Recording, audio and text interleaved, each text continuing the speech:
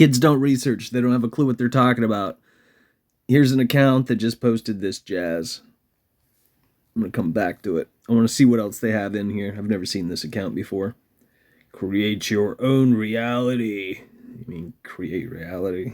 But, yeah. We got some prints. Yeah. My superficial assessment is faltering. Nothing too much is leaping out. Let's see what this is, and then I'll come back to it.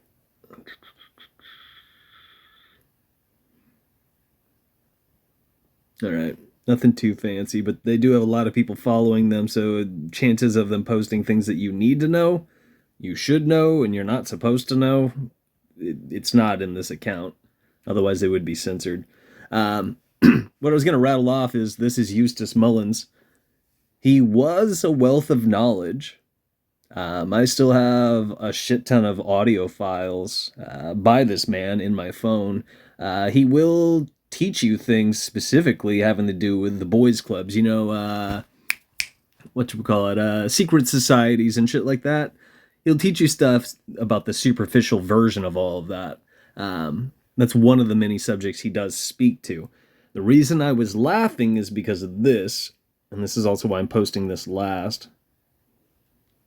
I'll show you what it says. Oops. He was, and you already probably read it, I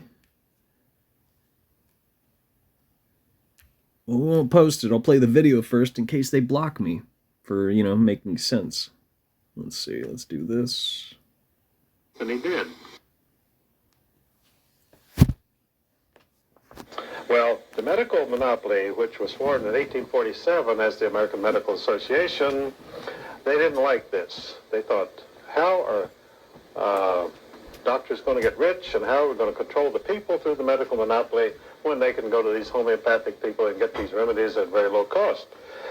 So the first plank of the AMA was, we will never allow any homeopathic physician to become a member of the AMA, and they never have.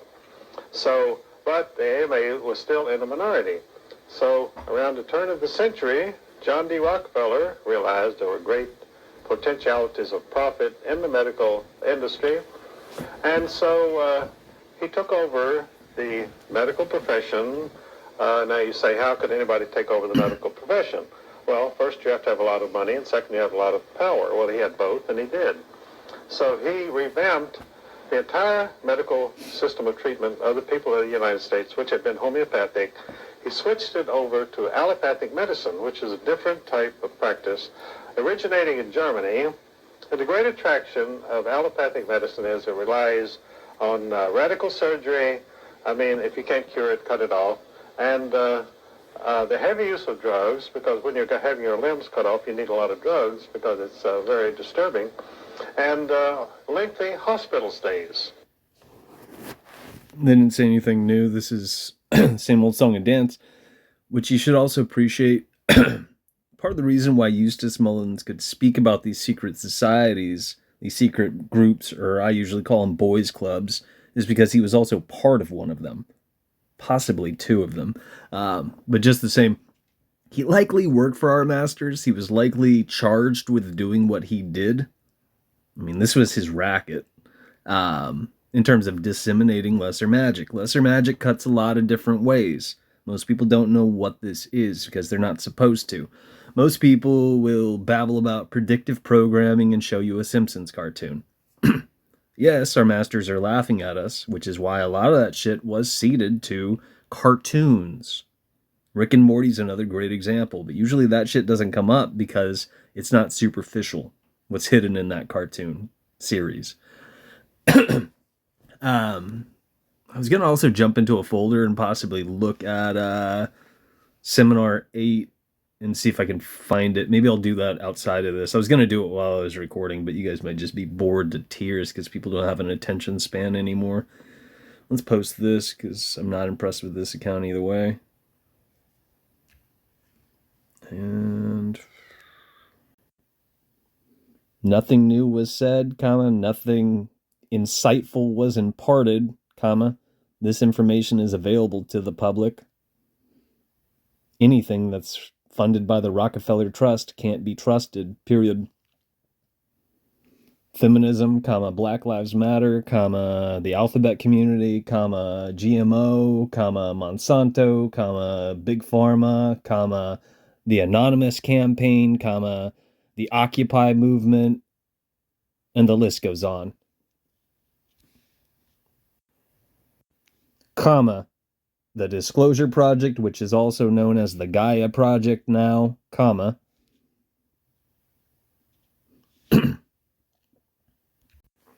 Now, what I did just rattle off, most people haven't fucking figured out. In other words, I should have just taught people something. But most people won't think about this. People probably won't see this. People probably won't care. And or they won't read it because it's not a social engineering sticker. You know, these stupid fucking emojis. Just like this fucking retard and the retard below them and a couple retards below that. And somebody left some eyeballs on here. Because these people are individuals. And they're thinking for themselves. They're very, very smart. We're not cultivating the best and the brightest. Frustrating as always. So, I've got 2 apps on this phone related to Word. This Word document will not bring up the file because it's too many pages. It's fucking worthless. And it also is one that I used to be able to just keep doing the trial and uninstalling and reinstalling, because when you have to sign in, that's when they track what you do. Now it's, you have to do this, you have to sign in, it's mandatory, and the fucking thing doesn't work. This one here will bring up the file, but you can't search for anything in it, so it's fucking useless, but I thought I'd show you that. This, I don't care about Seminar 8, so I plugged it into the internet. It did bring it up, and it turned it into a 500-page something or other. You also can't search, so these are functionally fucking useless. This I'll use sometimes, and let's see if it does an ad. Oh, I thought it would bring up an ad. I'll use this when I play back. Sometimes I write books, so when I edit, sometimes I'll use this, and it will read the book back to me. I like hearing things more than reading them in a lot of cases. It's just a preference. I don't know if that's because of indoctrination camps people call school or not. I plugged in his name at the top, as you see. This is Seminar 8, and this is just one of the things I stopped on. It says, Eustace Mullins asserted that the New World Order is no more than an attempt to advertise I can't read this for shit.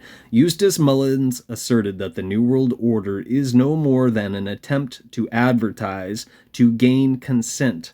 The New World Order has, does, and likely will exist long after you and I are dust in the ground, blah, blah, blah. Also appreciate, none of these seminars are supposed to wow you with the wording. This is just the research, and this is when I was cataloging it. I was trying to do it daily when I had a chance. This is a bloated document. Yeah. There's a bunch of shit in here, but yeah, good stuff. Not literally shit. Dear reader, most of the following information comes from congressional reports Eustace Mullins poured over.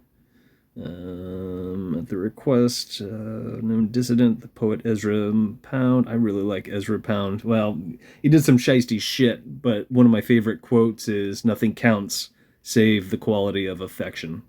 So I have a soft spot for Ezra Pound. Eustace Mullins was urged to look into shadow banking, blah, blah, blah. What's this say? Well, all government doesn't own anything. We really don't have a government. We are a colony of England. What do I keep telling you guys? But again, he was a white supremacist, and that's relevant too. Why'd that bring me? Oh, it's because we haven't run through all these. Wars are carefully staged productions. Couldn't agree more. Things are rolled out on a schedule, as I keep iterating. According to Eustace Mullins, here are the 3 tiers of the pyramid, aka scions of the world order, aka dynasties of the elite bloodlines. You guys can take a screenshot if you want. Keep in mind, this information is available to the public. This is shit that's superficial to me. And I said screenshot. So if you're wondering, why am I still talking? I said screenshot 3 times. No text found. Is that it? What's it say? I can't see. Text not found. Fuck off. I guess that will not leave the screen. It looks like it is 10 out of 10. Let's go back up to the top of it.